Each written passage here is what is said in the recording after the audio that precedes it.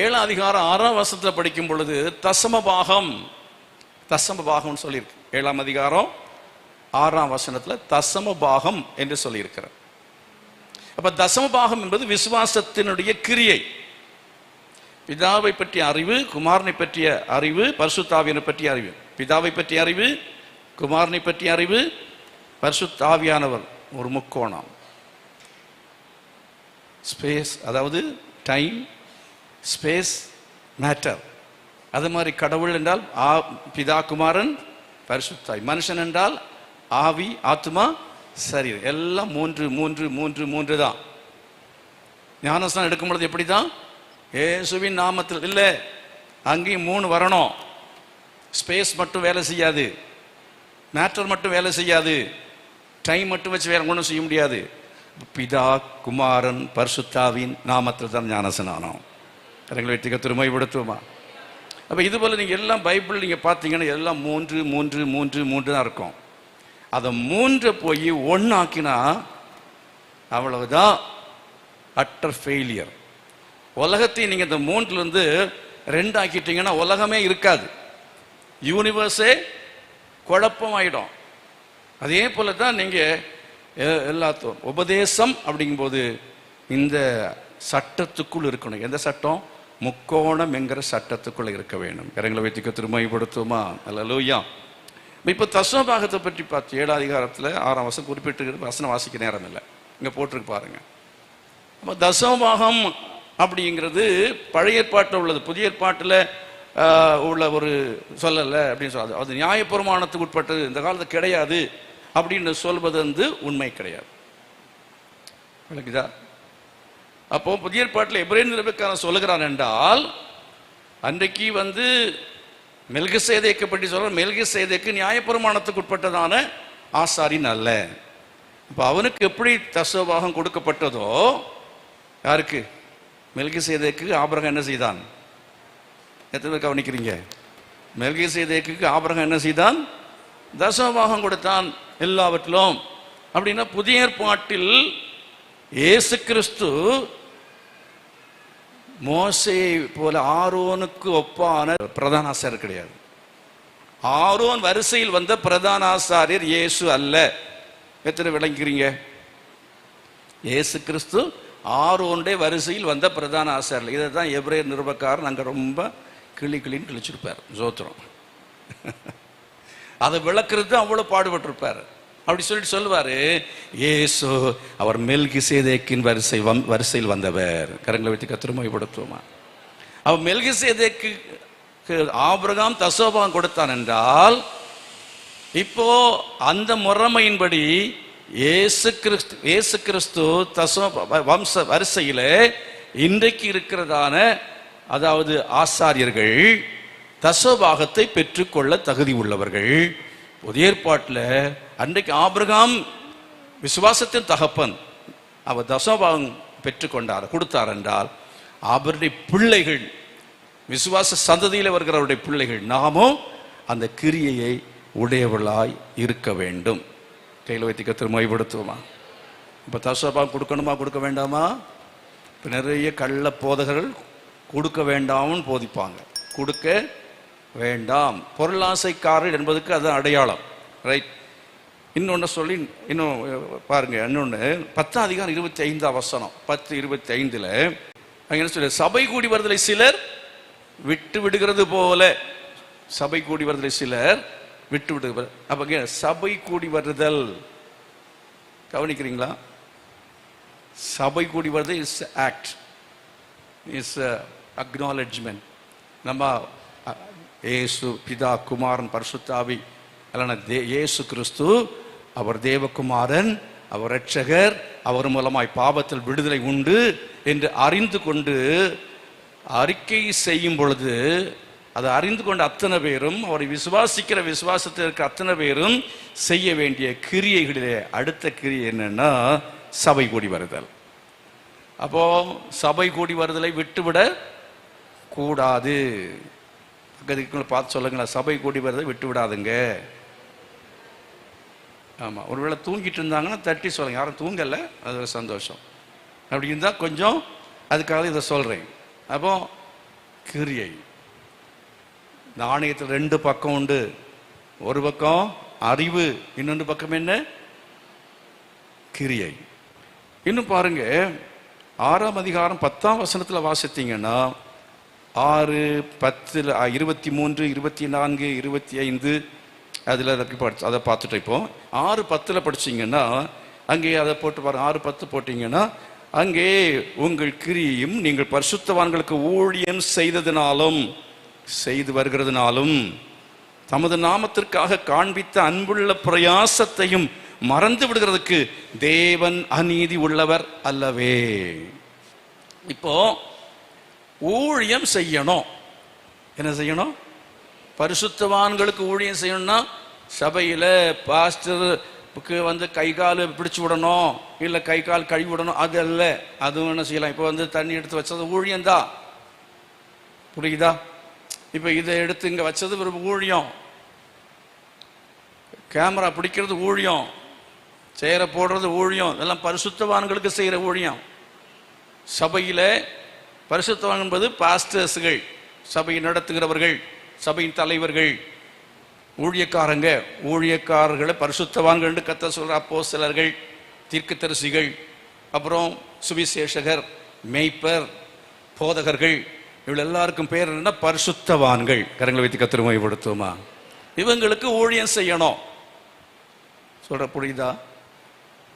கோயிலில் இருந்து பாட்டு பாடுறது ஊழியம், நடத்துறது ஊழியம், வாலண்டியரா வேலை செய்கிறது ஊழியம். சிலருக்கு நாங்கள் பொறுப்பு கொடுக்க மாட்டோம். ஏன் பொறுப்பு கொடுக்க மாட்டோம் தெரியுமா? அவன் கேங் லீடர். அவன் ஆட்களை சேர்த்துக்கிட்டு என்ன பண்ணுவான்னா அவன் கீழே அண்டரில் வச்சு அவனும் ஊழியம் செய்து போலாம் காட்டிக்கிடுவான். நமக்கு இங்கே செய்ய வேண்டாம், பரிசுத்தவான்களுக்கு செய்ய வேண்டாம், நம்ம டைரக்டாக ஆண்டவருக்கு செய்வோம். எப்படி? புரிஞ்சா புரியலையா? இப்படி இங்கே செய்ய வேண்டாம், டைரக்டாக என்ன செய்வோம்? ஆண்டவருக்கு செய்வோம் அப்படின்னு சொல்லி நீ பா நம்ம போய் என்ன செய்யலாம்? ஞாயிற்றுக்கிழமையில வந்து ஆராதனைக்கெல்லாம் போக வேண்டாம்ப்பா, வா நம்ம போய் வெளியில் எதுக்கு ஆராதனை? ஆத்துமாக்கெல்லாம் அழிந்து போகிறார்கள், வா போகலாம். கூட்டிகிட்டு போய் என்ன செய்வான்? அவன் டிராக்ட் வேணா கொடுக்கன்னு சொல்லுவான், இல்லைன்னா சோசியல் சர்வீஸ் செய்வான். சொல்ற புரியுதா? இதுதான். அப்போ ஊழியம் அப்படின்னு அல்ல, ஊழியம் பரிசுத்தவான்களுக்கு செய்யப்பட வேண்டும். எத்தனை பேர் ஊழியம் செய்ய ஒப்பு கொடுக்குறேன்னு சொல்றீங்க? ஊழியம்னா நீங்க சபையில பலதரப்பட்ட ஊழியங்கள் உண்டு. அதை செய்வேன், பொருள் எடுத்து வைப்பேன், அரேஞ்ச்மெண்ட்ஸ் பண்ண, என்ன செய்யணும்? நாங்கள் என்ன செய்ய சுத்தமா இருக்கிறீர்? நாங்கள் என்ன செய்யணும்? இந்த கேள்வியை கேட்கணும். எனக்கு பாஸ்டர் என்ன செய்வாரு, நான் செஞ்சா எனக்கு என்ன செய்வாரு கேட்கக்கூடாது. வசனம் என்ன சொல்லுது? அங்கே என்ன சொல்லப்பட்டிருப்பாருங்க?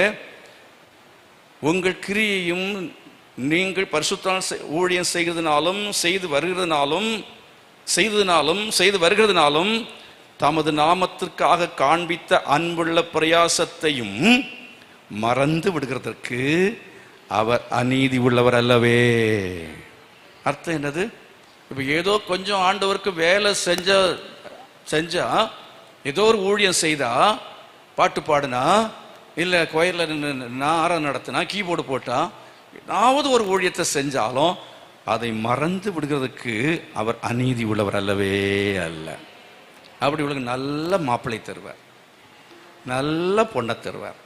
நீ இல்லைன்னா செக்கு மாடு மாதிரி மாட்டிக்கிட்டு தவிக்க வேண்டிய ஒரு காலம் வரும். புரியுதா புரியலையா? நீதி செய்கிறவன் இன்னும் நீதி செய்யட்டும்ட்டார். அதனால நீதி செய்ய நிறுத்தவே கூடாது. நான் 5 வருஷம் சபையில் பாடுனேன், எனக்கு ஒன்றுமே கிடைக்கல, யாரும் என்னை பாராட்டவே இல்லை, என்ன யாருமே வந்து என்ன கொண்டு போய் என்ன குளத்தில் விடலை. விட்டுருந்தா நான் என்ன செஞ்சிருப்பேன்? சுகம் பெற்றிருப்பேன். நீ சொல்லிட்டு உட்கார்ந்துருக்காத. நீ வந்து முன்னால செய்து உன்னுடைய திறமையை நிரூபிக்கணும். You have to prove your talent, you have to prove your gift. உனக்குள்ள இருக்குங்கிறது எப்படி தெரியும்? இப்போ பாட்டு பாடும்போது பாடுற சமயத்தில் ஆன்லைன் ஜபத்தில் முதல்ல பாட சொல்கிறோம், போடுறாங்க. பாட தெரிஞ்சவங்க சில நல்லா பாடுறாங்க பிள்ளைங்க. அதை கேட்டுட்டு உடனே அவங்கள கொயருக்கு கொண்டு வரதுக்கு ரெக்கமெண்ட் பண்ணுறேன். சொல்ற புரியுதா? நம்ம முன்னுக்கு வந்து வெளிப்படுத்தணும். நம்மகிட்ட என்ன இருக்கிறது என்ன செய்யணும்? வெளிப்படுத்தணும். நம்ம வந்து நம்ம புகழை சேர்க்கறதுக்காக நம்ம போய் ஏதோ நின்று காரியங்களை செய்கிறோம் அப்படிங்கிறது இல்லை. நம்ம வெளிப்படுத்துவதற்காக வெளிப்படுத்தணும். நமக்கு மகிமைக்காக நம்மை வெளிப்படுத்த வேண்டும் என்பது அல்ல. ஆனால் நம்ம வெளியரங்கமாக வேண்டும். தேவன் தம்மை வெளிப்படுத்தினார். தேவன் தம்முடைய குணாதிசயத்தை இயேசு கிறிஸ்து மூலமா என்ன செய்தார்? வெளிப்படுத்தினார். அதே போல நாமும் நம்முடைய குணாதிசயங்களையும் நம்முடைய திறமைகளையும் என்ன செய்யணும்? தாளந்துகளையும் வியாபாரம் செய்யணும் அப்படின்னு சொல்லி பாருங்க. புதைத்து வைக்கக்கூடாது. அதை வெளிப்படுத்தி செய்யும் பொழுது அதை பார்த்து கர்த்தர் என்ன செய்வார்? உங்களுக்கு வாய்ப்புகளை தருவார். பரிசுத்தவான்கள் உங்களுக்கு வாய்ப்புகளை என்ன செய்வார்கள்? தருவார்கள். நல்ல பாஸ்டர்ஸ் யாரும் அமுத்த மாட்டாங்க. எங்களை அமுத்திடுறாங்க, எங்களை பயன்படுத்தல இல்லை. சரியா பாட்டு பாடுனீங்கன்னா உங்களை வந்து தேர்ந்தெடுப்பார், நல்ல பாஸ்டா இருந்தா. இல்லை நீங்களே நினைக்கிறீங்க காக்கா மாதிரி உங்களை சத்தம் இருக்கு, ஆனா பாட்டுங்கிற திறமை இல்லை, ஆனா வேற ஒரு திறமை இருக்கு. ஆனா நீங்க இந்த பாட்டு திறமையை வச்சுட்டே பெரிய ஆள் ஆகும்னு நினைக்கவே கூடாது. வேற என்ன திறமை உங்களுக்கு கர்த்தர் கொடுத்திருக்கிறாரோ அந்த அடிப்படையில் கர்த்தர் உங்களை உயர்த்துவார். இல்லாத இருக்கிறதாக எண்ண வேண்டியது மிஞ்சி என்ன செய்யக்கூடாது? எண்ணக்கூடாது. சரி, ஒன்றில் வேணுன்னா நான் போக மாட்டேங்கிறேன், அப்படியே போயிடுறேன், அதுக்குள்ளே போயிடுறேன். பாருங்க, ஊழியம் அப்படிங்கிறத பற்றி பேசினேன். இன்னும் பாருங்க, 6ஆம் அதிகாரம் 11ஆம் வசனம், 6, 11, 12 ஆகிய 2 வசனங்களை போடுங்க. நீங்கள் அசதியாயிராமல், வசனம் எல்லாத்தையும் குறிச்சிட்டு வீட்டில் போய் படிங்க. அசதியாயிராமல் ஜாக்கிரதை தேவை. ஜாக்கிரதை தேவை. என்ன செய்யணும்? அசதியா இருக்கவே கூடாது. பக்கத்தில் சொல்லுங்க, தூங்காதே, தூங்காத தம்பி, தூங்காத தங்கச்சி. பாட்டு பாடிய தூங்காதே தம்பி, தூங்காதே பாட்டு போயிடாதுங்க. அப்புறம் அதை பிடிச்சி போட்டு கடைசி என்ன நம்ம சினிமா பாட்டு பாடுறோம்னு சொல்லிடுவாங்க. சினிமா பாட்டு பாடக்கூடாது, கர்த்தருக்கு ஸ்தோத்திரம். அப்புறம் வேற கதையில் போயிடும் இல்லையா? அசதியா இருக்கக்கூடாது. எப்படி இருக்கணும்? ஜாக்கிரதையா இருக்க வேண்டும். அசதியா இராமல் ஜாக்கிரதையா இருக்க வேண்டும். எப்படி? நீங்கள் அசதியா இராமல் வாக்குத்தத்தமான ஆசீர்வாதங்களை விசுவாசத்தினாலும் நீடிய பொறுமையினாலும் சுதந்திரித்துக் கொள்கிறவர்களை பின்பற்றுகிறவர்களாயிருந்து, அப்புறம் உங்களுக்கு நம்பிக்கையின் பூரண நிச்சயம் உண்டாகும்படி நீங்கள் யாவரும் முடிவு பரியந்தம் அப்படியே ஜாக்கிரதையை காண்பிக்க வேண்டும். 2 வார்த்தை. அசதியா இருக்கக்கூடாது, ஜாக்கிரதையா இருக்கணும். கர்த்தருக்கு ஸ்தோத்திரம். அல்லேலூயா. அப்போ நம்ம அந்த அறிவை பெற்றுக்கொள்கிறோம். பிதாவை குறித்து, குமாரனை குறித்து, பரிசுத்தாவை குறித்து எல்லாம் அறிவு இருக்கிறது. அதுக்கு மேலே இவ்வளவு பாயிண்ட் சொல்லிட்டோம் பாருங்க. இப்போ அடுத்தது என்ன செய்யணும்? அசதியா இருக்கக்கூடாது, மதன் இருக்கக்கூடாது. அசதி எதை செய்கிறதுலையும் ஜாக்கிரதை தேவை. Praise the Lord.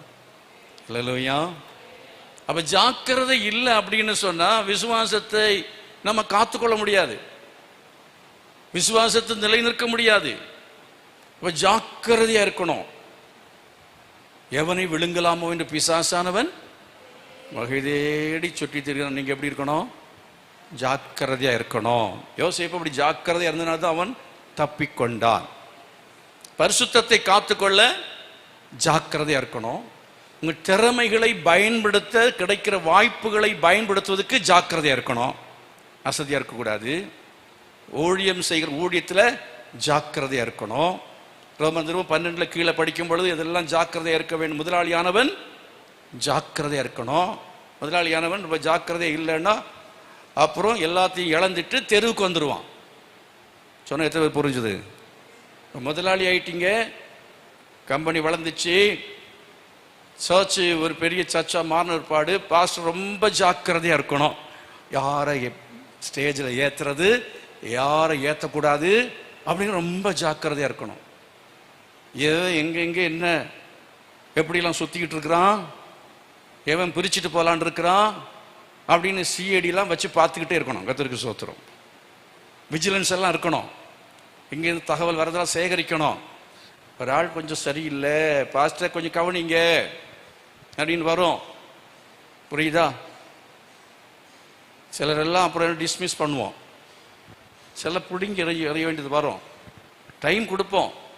அப்படி இல்லை அப்புறம் இப்போ ஜாக்கிரதை அப்படிங்கிறதுக்கு எக்ஸாம்பிள் நான் சொன்னேன். இல்லைன்னா ஜாக்கிரதை பற்றி நிறைய சொல்லலாம், நீங்கள் புரிந்து கொள்வீன்னு நினைக்கிறேன். பயங்கர அறிவுள்ளவள் நீங்கள், ஏன்னா இப்போ அதை ப்ரூவ் பண்ணிட்டீங்க.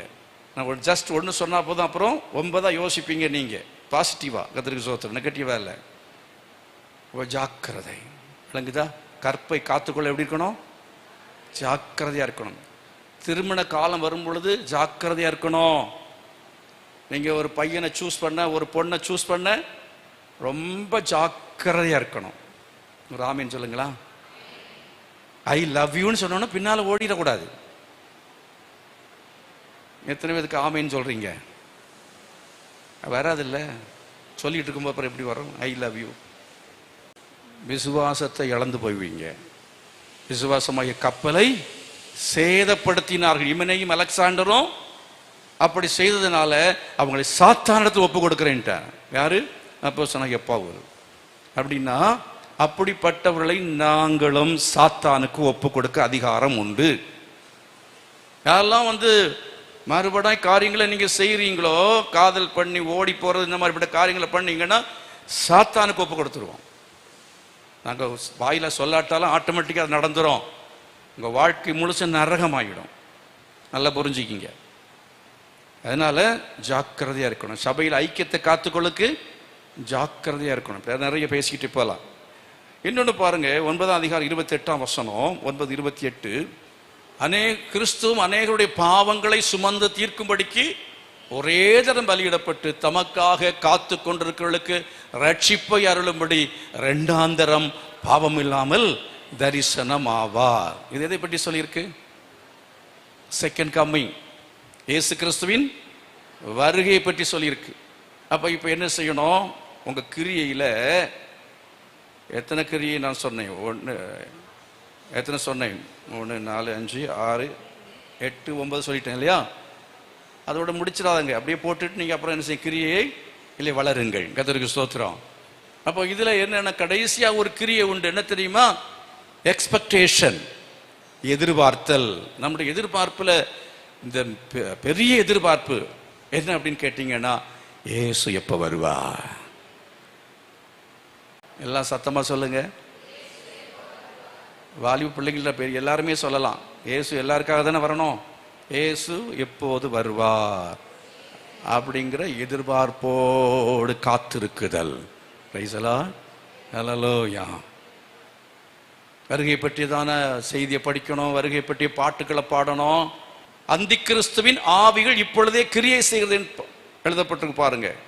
அதை நீங்க புரிஞ்சுக்கணும். ப்ராஃபட்ஸ் சொல்லி எவையெல்லாம் பெயர் போட்டு வராங்களோ அது அந்தி கிறிஸ்துவின் ஆவி.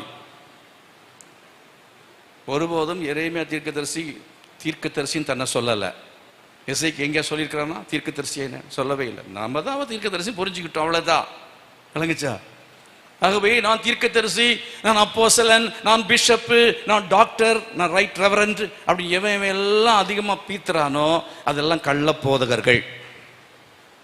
சொல்ற புரியுதா புரியலையா? இந்த ரெவரண்ட்னு எப்படியா ரெவரண்ட்னு போட்டுறணும். யாராவது ரெவரண்டுக்கு பதில் பிரதர் கூப்பிட்டுட்டா இவர் வந்துடும். அவருடைய கனிகளினாலே அவளை என்ன செய்வீர்கள்? அறிவீர்கள். புரிஞ்சுதா புரியலையா?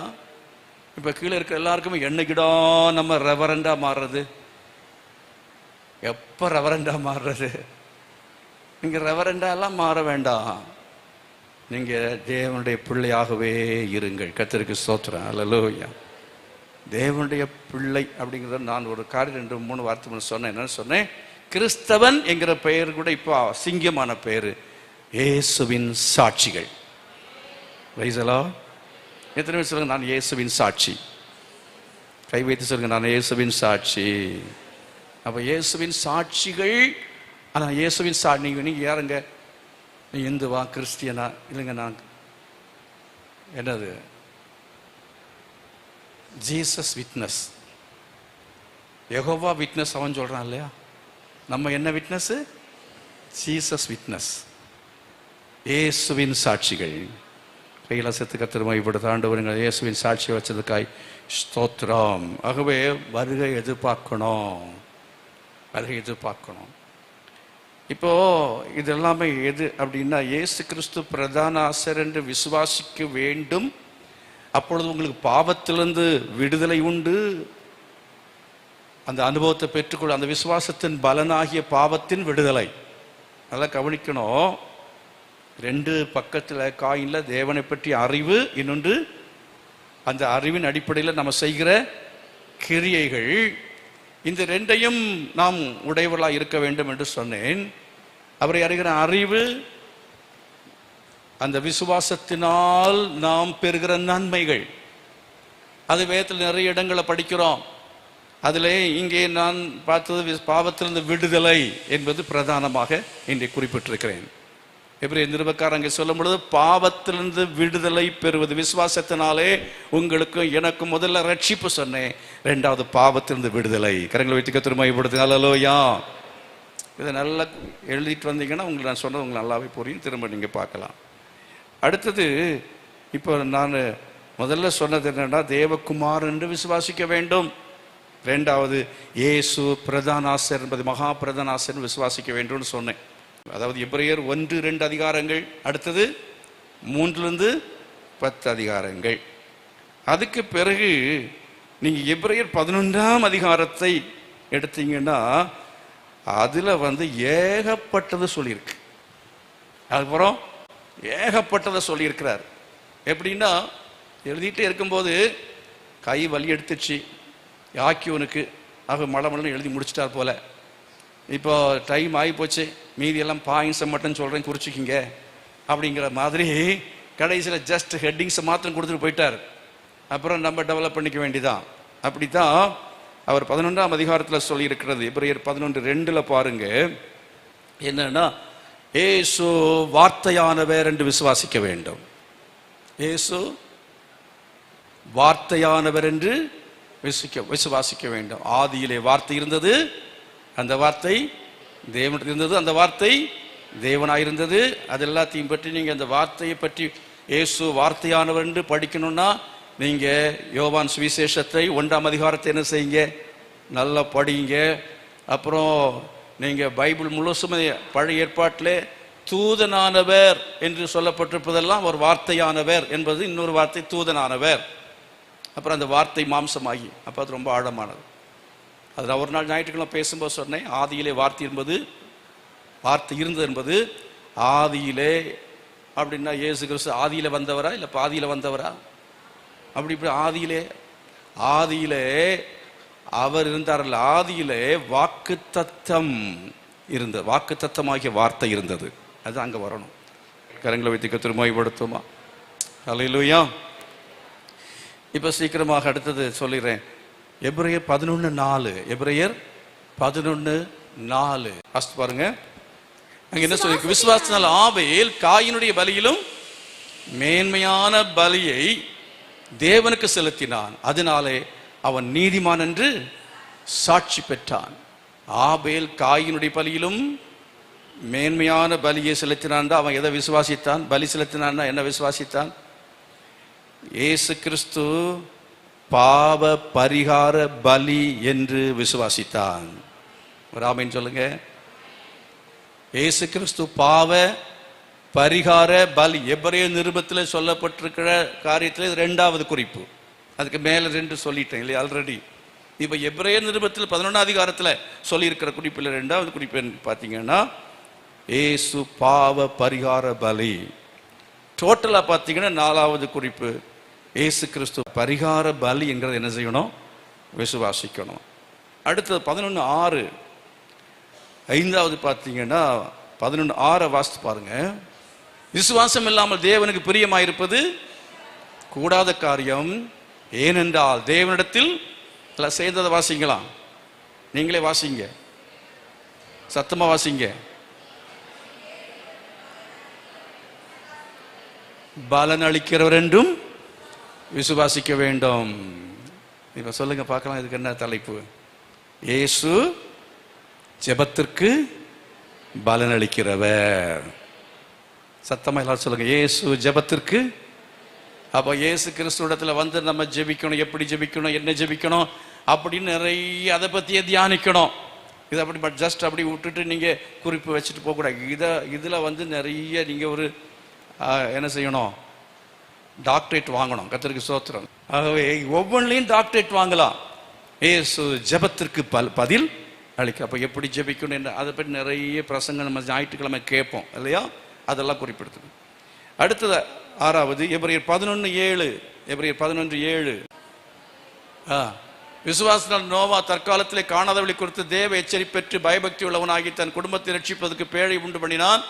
அதனாலே அவன் உலக ஆக்கினைக்குள்ளாக உள்ளானது என்று தீர்த்து விசுவாசனால் உண்டாகும் நீதிக்கு சுதந்திரவாளி ஆனான். அப்படின்னா என்ன? இயேசு பயபக்தி உள்ளவர்களை காக்கிறவர் என்று விசுவாசிக்க வேண்டும். சத்தமாக கத்துமா. He is a protector. அவர் நம்மை பாதுகாக்கிறவர். யாரை? பயபக்தி உள்ளவர்களை. நோவா மக்கத்து குடும்பத்தையும் பாதுகாத்தார இல்லையா? அப்படி தெய்வ பக்தி இல்லாதவர் என்ன செய்வார்? அழிப்பார். தெய்வ பக்தி உள்ளவர்களை சோதனையிலிருந்தும் காக்க வல்லவர் என்று அதுக்கு பிறகு அதை என்ன செய்கிறார்? பேதுரு நிருபத்தில் எழுதுகிறதை பார்க்கிற சோதகுமாரன் நோவாவுடைய காரியங்களை சொல்லி அங்கே சோதனையிலிருந்தும் காக்கிறவர், நம்மை ஆக்கினையிலிருந்தும் காக்கிறவர், தப்பு வைக்கிறவர். இயேசு பயபக்தி உள்ளவர்களை காக்கிறவர் என்கிற விசுவாசம். 7வது 11ஆம் அதிகாரம் 8-9 வசனங்கள். 11:8-9 வசனங்கள் போடுங்க.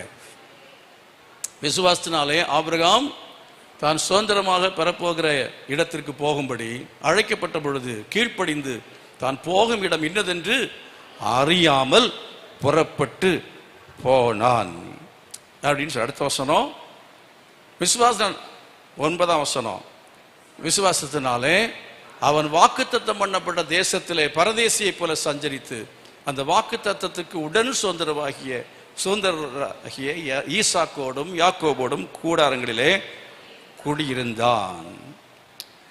அப்போ இதுல வந்து நீங்க அதாவது ஆபிரகாமுடைய வாழ்க்கையை பார்த்தீங்கன்னா, ஆபிரகாம் வந்து இயேசு கிறிஸ்து தேவனுடைய சிநேகிதன் என்று அழைக்கப்பட்டான் இல்லையா? அப்போ இயேசு சிநேகிதர் என்கிற விசுவாசம். கர்த்தரை மகிமைப்படுத்துமா?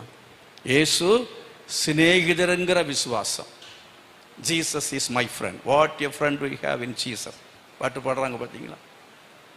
கண்ணெல்லாம் சின்ன வயசுலே போச்சு.